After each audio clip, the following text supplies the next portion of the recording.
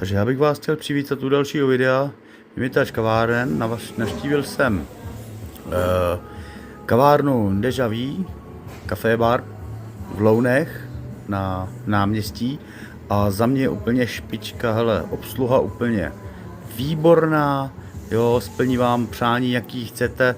Objednal jsem si cappuccino, paní mi řekla, jaký chci, jo, vybírala, nechal jsem to na ní, jo, vybrala mi brownie s cappuccino, vybral jsem si dezert opera, jelikož mají svoji paní, která domácí výrobky, jo, dělá, takže za mě úplně super.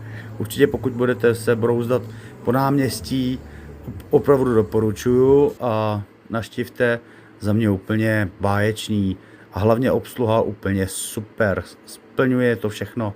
Tak jo, super, ahoj a díky u dalšího videa.